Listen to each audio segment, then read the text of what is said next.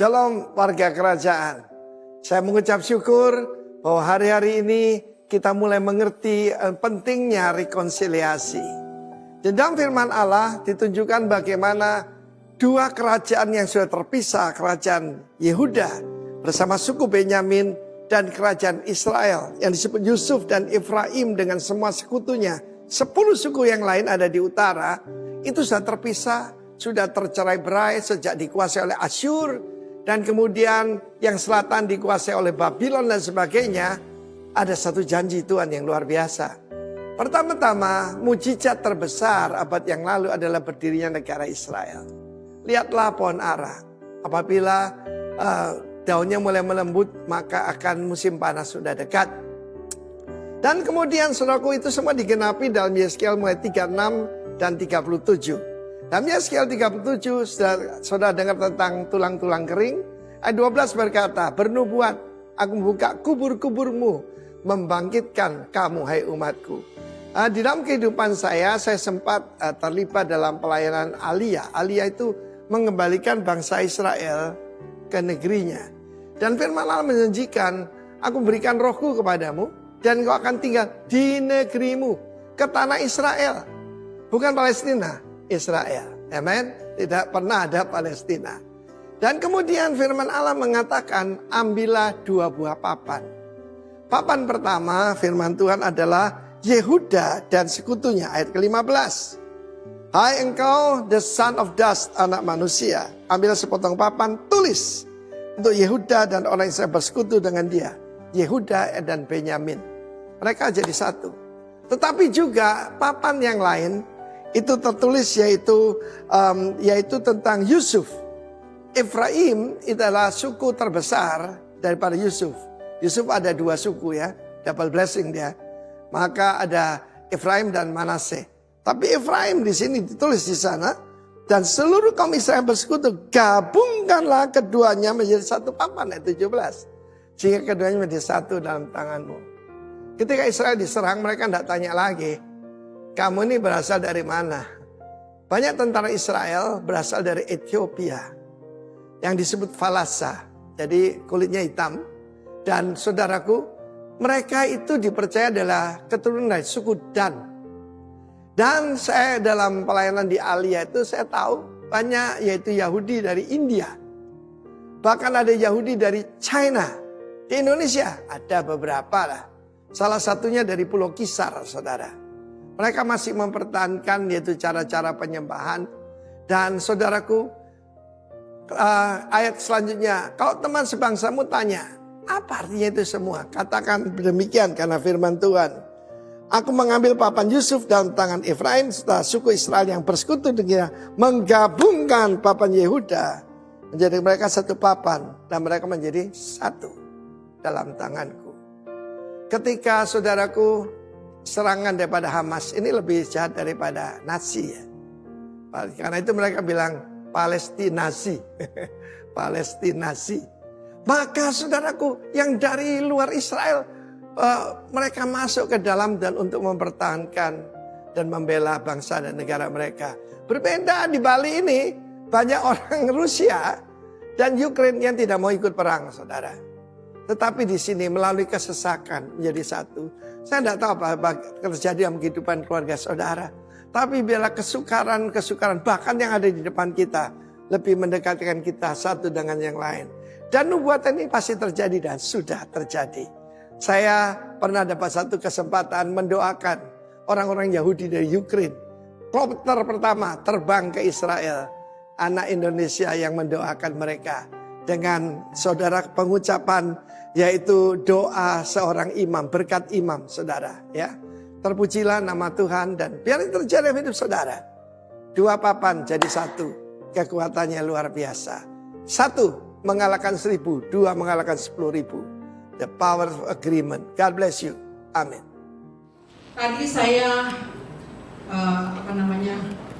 mengutip dari Pak Nus, di mana rekonsiliasi itu dapat berarti juga pemulihan hubungan. Yang pertama, yang kedua rekonsiliasi adalah upaya menyelesaikan konflik antar dua pihak atau lebih Rekonsiliasi itu adalah tindakan mengatasi masalah dan memulihkan hubungan yang sudah rusak. Yang terakhir, rekonsiliasi dapat meningkatkan kohesi sosial dan menciptakan lingkungan yang harmonis. Tuhan kita sendiri sudah mengambil inisiatif. Untuk apa? Untuk rekonsiliasi kepada manusia melalui Yesus Kristus. Kematian Yesus Kristus di kayu salib itu inisiatif dari Tuhan. Itu sebabnya kita yang sudah mengalami Tuhan, kita pun harus menjadi orang-orang yang menjadi pembawa damai. Boleh di next kan?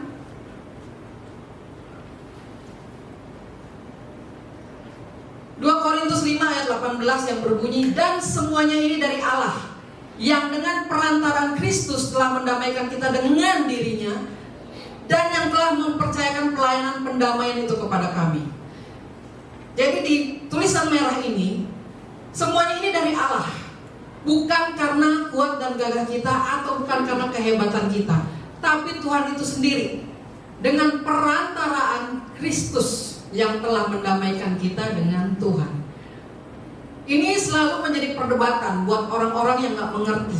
Ya, orang-orang di luar sana itu menjadi sebuah perdebatan. Tuhannya aja sendiri nggak bisa menolong dirinya, masa kita, gimana kita, gitu ya. Tapi di sini kita umat percaya, kita percaya bahwa Tuhan sudah mati di kayu salib untuk menebus dosa-dosa kita. Kita sudah diperdamaikan dengan Allah melalui kematian Yesus Kristus di kayu salib. Tujuan penderitaan Yesus itu apa, Bapak Ibu? Dia mati di kayu salib, tujuannya adalah kita menerima pengampunan. Jadi kita semua ini udah tidak ada lagi yang namanya intimidasi bahwa kita melakukan kesalahan. Memang manusia tidak luput dari dosa, Tetapi ketika kita sadar bahwa Tuhan sudah mengampuni dosa-dosa kita, Tuhan sudah mati di salib demi kita, itu pertanda bahwa kita harus benar-benar menajamkan kesadaran kita bahwa hidup kita ini bukan sembarangan lagi. Udah nggak bisa lagi yang namanya, dia makin tua makin sensitif. Dia sejak kejadian ini dia jadi galak, atau jadi judes, atau dan lain sebagainya. Banyak sekali excuse daripada manusia ketika berhadapan dengan konflik atau berhadapan dengan masalah. Itu menganggap bahwa ini biasa. Sebagai manusia kita biasa melakukan ini karena tidak luput dari dosa. Tetapi sekali lagi kita anak Tuhan, kita harus segera sadar bahwa kematian Yesus di kayu salib sudah mengampuni dosa-dosa kita, sudah menghapus segala dosa-dosa kita. Dan yang selanjutnya adalah damai sejahtera. Kita sudah diberikan damai sejahtera yang tidak akan didapati dimanapun. Kita mau pergi, mau bergaul, atau mau berguru dan lain sebagainya, dimanapun kita nggak akan pernah yang namanya dapetin damai sejahtera. Saya pribadi boleh mengalami yang namanya damai sejahtera Tuhan itu, saya bisa lihat, bisa rasakan perbedaannya. Karena saya dari dunia kegelapan, waktu masuk mengalami Tuhan, terasa sekali bedanya. Waktu tidak di dalam Tuhan, itu damai itu semu, cari setengah mati, sana sini. Pakai narkoba, damainya cuma sejam 2 jam. Selanjutnya basian. Basiannya apa? Yang pakai narkoba boleh berkata amin? Gak ada. Cuman saya doang di sini mantan narkoba. Tapi waktu itu saya rasakan, kenapa pakai narkoba ini enaknya sebentar doang. Selanjutnya basiannya itu bisa berhari-hari. Jadi enaknya cuma sejam 2 jam atau 3 jam lah. Tapi nggak enaknya berhari-hari, Bapak Ibu. Namanya basian kita bilang. Jadi kalau kita mau pakai lagi itu kayaknya udah kebodohan kita kalau kita masih terus mau berkecimpung di dunia itu. Jadi waktu saya mengalami Tuhan, saya melihat perbedaan damai sejahtera yang Tuhan berikan dengan yang dunia berikan. Waktu dunia berikan itu sebentar, nggak enaknya lama. Tapi waktu Tuhan kasih damai sejahtera sama kita, itu nggak ada tandingannya dan nggak bisa dibeli, dicari dimanapun. Nggak ada, Bapak Ibu. Yang ketiga, identitas baru. Boleh di next kan Pak Gio? Identitas baru. Kita udah punya identitas yang baru. Mungkin kita dulu nggak mengerti siapa kita. Bahkan ditanya tujuan hidup lo apa, nggak tahu gue. Gue aja bingung kenapa Tuhan menciptakan gue di muka bumi ini. Karena kehidupan rumah tangga, orang tua, keluarga besar dan lain sebagainya hancur lebur. Terus saya di sini mau ngapain? Ngapain Tuhan ciptain saya? Itu sebabnya banyak terjadi hari-hari ini yang namanya bunuh diri. Karena apa? Nggak pernah tahu tujuan dan identitas baru yang sudah mereka punya. Banyak orang bahkan yang sudah katanya anak Tuhan memutuskan untuk mengakhiri hidupnya. Karena apa? Mereka nggak tahu identitas yang mereka punya saat ini itu seperti apa. Efesus 2 ayat 13, tetapi sekarang di dalam Kristus Yesus, kamu yang dahulu jauh sudah menjadi dekat oleh darah Kristus. Di sini dikatakan kita yang dulu jauh karena dosa itu, sekarang kita udah dekat. Jadi kalau kita nggak ada tujuan hidup, kalau kita nggak tahu mau ngapain, mau bisnis susah, mau sekolah nggak ada duit, mau ngapa-ngapain susah, semuanya susah, kita nggak sadar identitas baru kita itu yang menentukan masa depan kita. Jadi kalau kita bilang semuanya susah, berarti kita belum tahu siapa kita di dalam Tuhan. Susah bukan diukur dari materi, Bapak Ibu. Susah bukan diukur dari kesusahan kita mencari peluang-peluang pekerjaan atau bisnis, bukan. Tetapi itu dari mindset kita. Waktu kita sadar bahwa ada Yesus Kristus dalam kehidupan kita, kita akan punya ide-ide kreatif yang akan kita lakukan. Tidak melulu harus uang. Karena kalau kita duluan udah uang, otomatis kita akan mampet di mana-mana. Tapi kalau ada Yesus Kristus di dalam kehidupan kita, akan ada banyak jalan-jalan untuk kita sampai kepada destiny yang sudah Tuhan tentukan. Destiny yang sudah Tuhan tentukan dalam kehidupan kita itu gak sembarangan, saudara. Gak sembarangan. Kita hidup seenak-enaknya, kita makan seenak-enaknya, buang duit seenak-enaknya, kita gak mau hemat, kita gak mikirkan masa depan, yang ada habiskanlah sekarang. Gak ada perencanaan dalam kehidupan, itu pertanda bahwa kita gak benar-benar mengalami Tuhan dalam kehidupan kita. Karena apa? Semua kehidupan ini harus ada rencana, harus ada perencanaan yang akan kita lakukan untuk mencapai pada destiny yang sudah Tuhan tentukan. Kalau hidup kita gak ada disiplin mulai dari sekarang, maka kita akan berputar-putar di Mesir. Kita akan susah. Puji Tuhan kita ada di KJP sekarang, yang setiap hari mendidik kita untuk menjadi disiplin mencari Tuhan. Dan udah banyak banget setiap daripada kita mengalami kesaksian-kesaksian, terobosan-terobosan baru, itu udah banyak. Mungkin cuman yang tahu BR-nya masing-masing, belum sampai keluar. Tapi yang saya dengar itu banyak banget yang ngalamin terobosan. Itu sebabnya kita akan menambahkan potensi-potensi kita di dalam Tuhan, sehingga apa yang akan Tuhan tetapkan dalam kehidupan kita itu akan terwujud. Amin, saudara-saudara. Pemulihan antara manusia dengan Allah terjadi melalui Kristus. Begitu juga antara sesama manusia.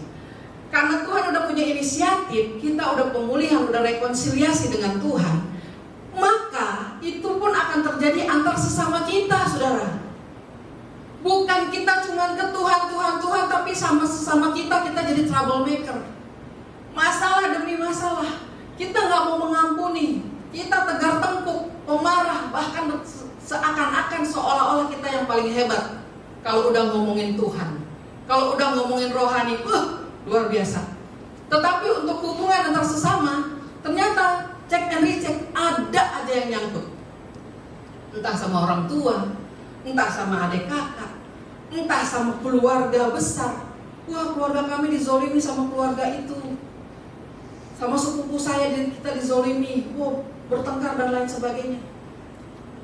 Kita yang sudah lebih mengerti, yang sudah mengalami Tuhan, harusnya kita sadar bahwa kitalah yang akan menjadi contoh teladan buat orang-orang di luar sana yang belum mengerti.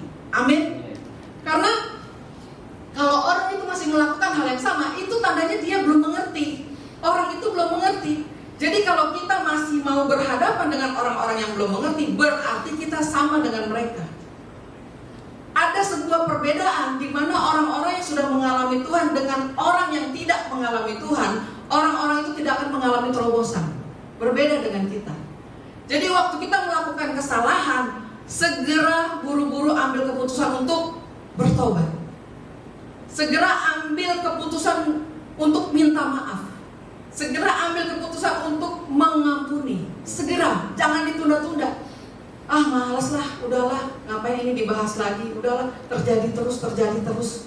Kayaknya konflik ini berulang, udah rekonsiliasi, udah mengampuni, udah ketemuan, tapi kok kejadian lagi.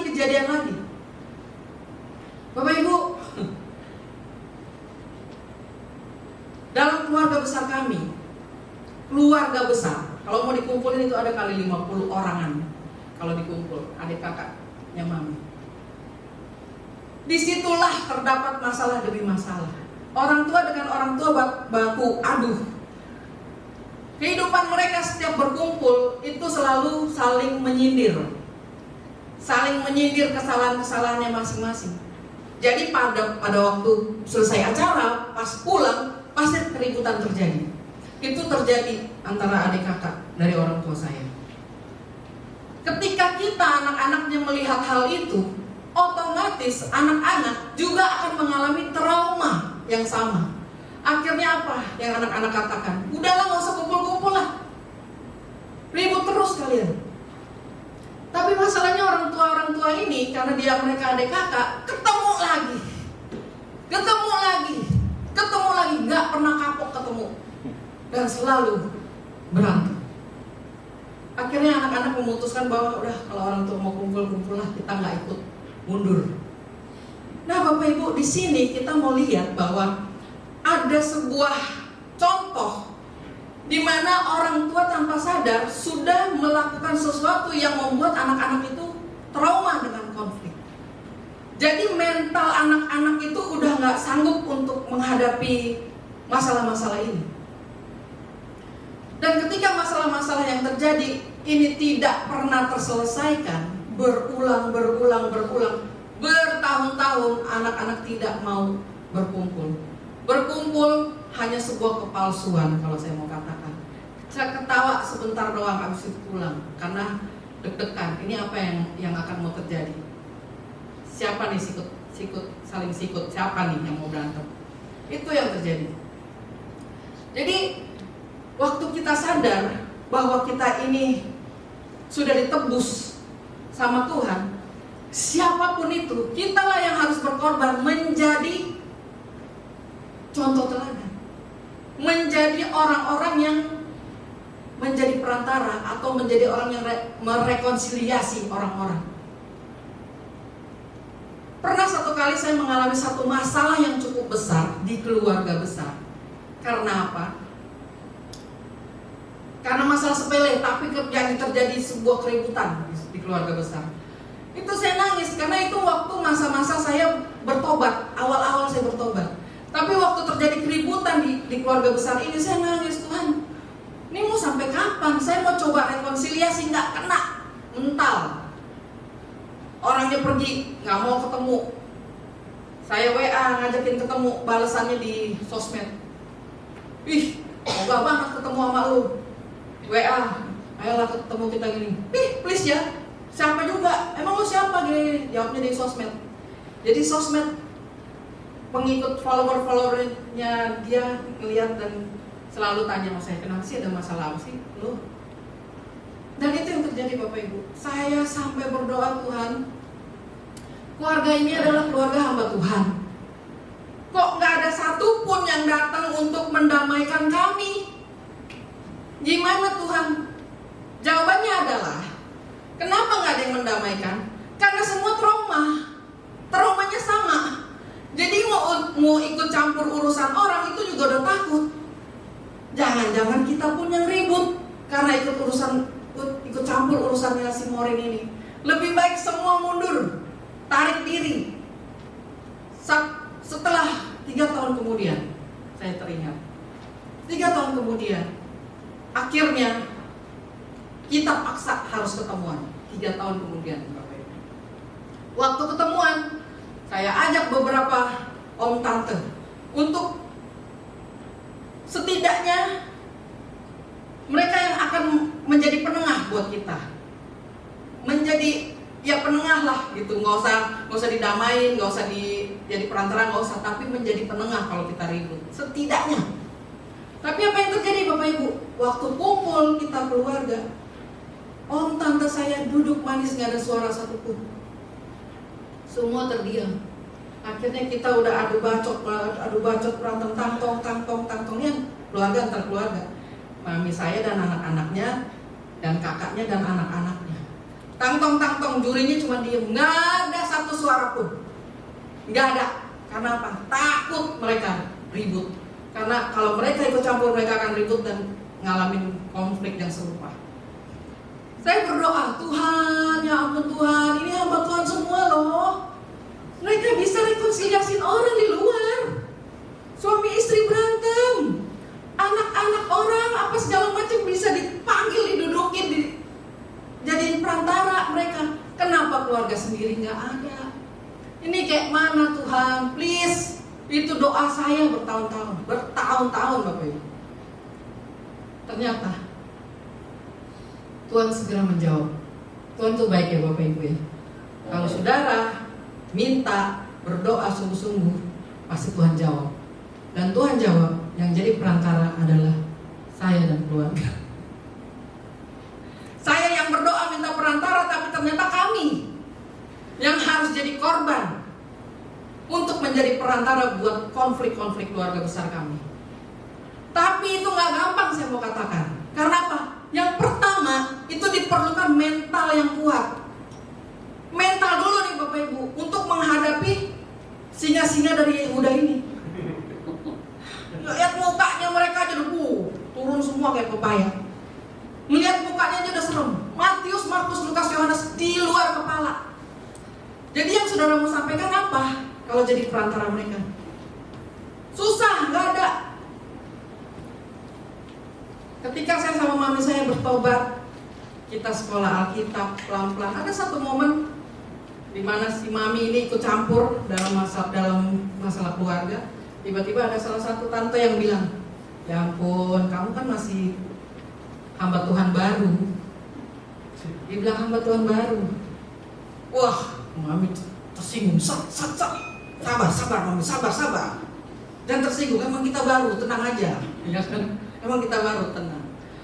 Tapi proses demi proses yang membawa kita semakin dewasa, semakin mengenal siapa Tuhan kita dan bagaimana cara merekonsiliasi orang. Pertobatan kita di sini diuji. Apakah kita benar-benar bertobat, itu kelihatan Bapak Ibu.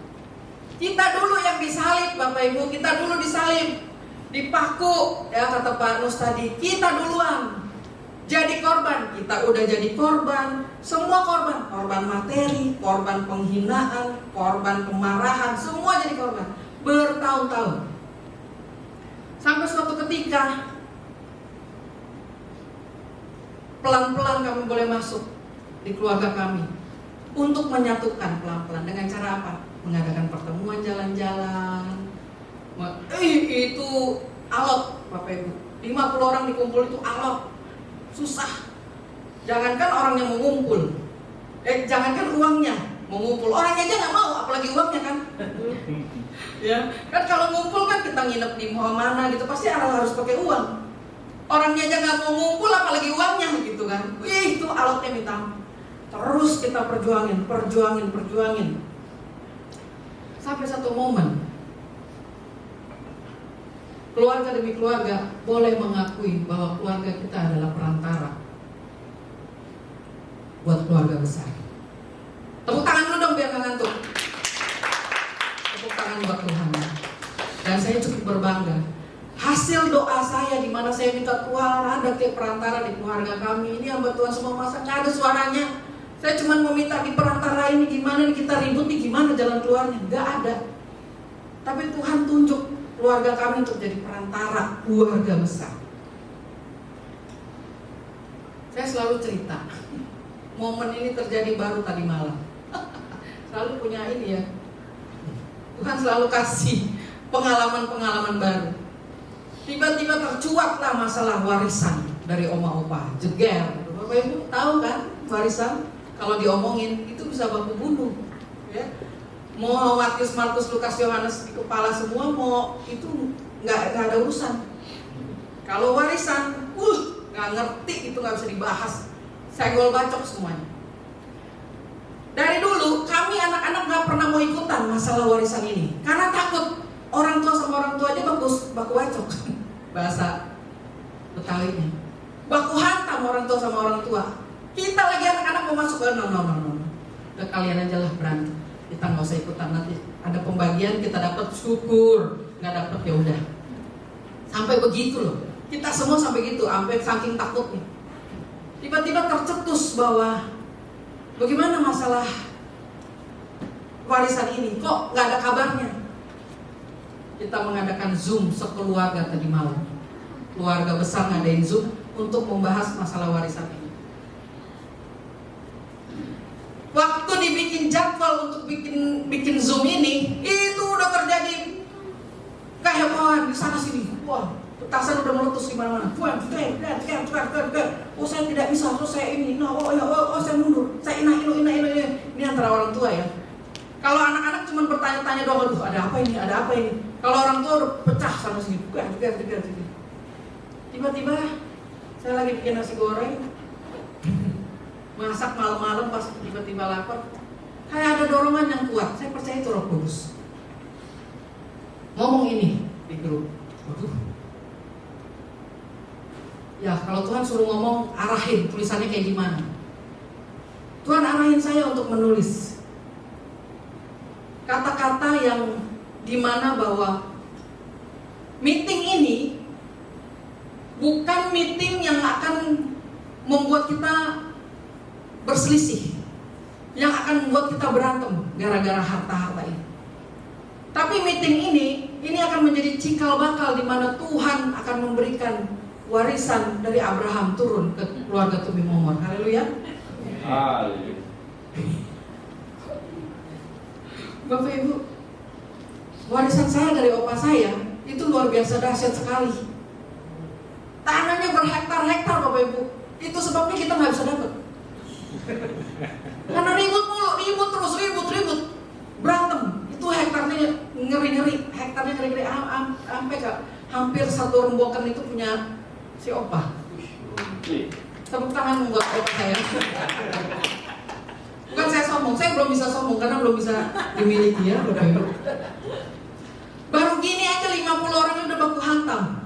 Gimana kita bisa milikin? Akhirnya apa? Didudukin orang. Tahu sendiri kan kalau di Manado Emit udah dibias semua, sama di Jakarta juga tanah segitu besarnya didudukin orang. Tiba-tiba orang lagi berkebun dan lain sebagainya, bawa-bawa golok. Loh, Anda siapa? Ini punya saya. Oh saya gini-gini sambil ngacung-ngacungin golok. Depan mata saya kemana waktu di Manado sambil gini-giniin golok. Terus masih mau diperbutkan tanah yang digini-giniin golok sama orang. Kan malas ya. Berantem sana sini sementara tanahnya lagi didudukin orang. Ribut besar. Tapi di sini saya mau katakan, waktu Tuhan menuntun saya untuk menulis sebuah kata-kata di mana ini adalah cikal bakal tingkap-tingkap langit Tuhan akan dibukakan bagi keluarga. Tiba-tiba petasan di mana-mana itu turun, reda, Bapak Ibu. Itu nggak disangka, itu reda. Melihat pernyataan itu mereka seperti kayak terbuka matanya. Kenapa kita harus ribut ya mau ngomongin ini? Bener juga, kalau kita meeting rame-rame anak cucu itu ikut, pasti kan kita bisa menguasai tanah-tanah yang ada gitu. Kalau ribut-ribut di antara kita aja ada ribut, nggak ada kesatuan, ya pasti kita di sana dikerjain orang otomatis. Waktu meeting itu Bapak Ibu, saya mau mencucurkan air mata sebenarnya. Semua berkata manis, padahal petasan udah di mana-mana. Saya udah dengar itu, waduh ngeri-ngeri. Ngomongnya ada yang ngundurin diri, ada yang saya nggak bisa pelayanan. Wah, ada apa ini? Kok tiba-tiba membahas ini? Wah, udah pecah di mana-mana. Tapi waktu meeting itu terjadi, keluarga yang kaku, keluarga yang kayak kanebo kering, itu bisa lunak semuanya Bapak Ibu. Bahkan om saya yang saya tahu itu kakunya minta ampun. Itu bisa bercanda di Zoom itu. Kita bisa ketawa-ketawa di Zoom itu bahas ini. Dan tentunya nama Tuhan dipermuliakan. Waktu meeting itu dimulai, itu gak ada satupun yang berani ngomong. Satupun gak ada yang berani ngomong. Saya langsung ambil alih. Saya dulu deh yang ngomong. Supaya apa? Diarahin bagaimana apa yang akan kita lakukan ke depan demi kebaikan kita bersama. Jadi waktu itu kita udah arahin, semua bahasanya bagus, semua bahasanya baik. Amin. Kalau kita udah sungguh-sungguh dalam Tuhan, Bapak Ibu, kita semua harus melakukan hal yang sama. Jadi kita tuh punya keberanian. Keberanian dari mana? Kristus. Yesus Kristus kasih kita keberanian untuk apa? Kita maju. Bukan untuk jago-jagoan, hebat-hebatan, gak ada. Mental kita tuh udah down semua, udah hancur. Bukan untuk itu. Tapi Tuhan kasih keberanian, maju. Maju itu perkatakan dengan kasih. Bukan dengan kesombongan, bukan dengan, hebat, saya bisa ngomong kayak gini. Enggak. Tapi dengan kasih. Itu ngomongnya mesti, Tuhan kasih hikmat, Tuhan jangan sampai saya salah ngomong sedikit. Pecahin semua. Pelan-pelan. Tapi saya mau katakan, akhirnya keluarga ini boleh menemukan jalan keluar untuk mengurus warisan-warisan ini dengan kesepakatan bersama. Amin. Tepuk tangan dulu dong buat Tuhan. Kolose 3 ayat 14. Dan di atas semuanya itu dikenakanlah kasih sebagai pengikat yang mempersatukan dan menyempurnakan. Mempersatukan dan menyempurnakan. Jadi kenakan kasih ini jangan sampai lewat, Bapak Ibu. Kalau kita dengan gaya-gayaan kehebatan kita atau puji Tuhan, saya dan Mami itu hamba Tuhan baru, kata mereka, gitu ya. Mereka berpuluh-puluh tahun jadi gembala, jadi pendeta, tapi kita baru. Tapi kuncinya cuma satu, kasih. Gimana caranya ngomong dengan kasih? Minta hikmat daripada Tuhan, jangan gaya-gayaan, jangan sosokan, jangan merasa hebat dan lain sebagainya, tapi dengan kasih. Waktu kita melakukan kasih, itu menjadi pengikat dan mempersatukan. Bahkan yang terakhir, menyempurnakan. Bahasa menyempurnakan ini artinya gini, kalau kita jahat, Tuhan akan buat kita jadi baik. Kalau kita baik, Tuhan akan buat kita jadi lebih baik. Waktu kita lebih baik, Tuhan akan jadi kita sempurna.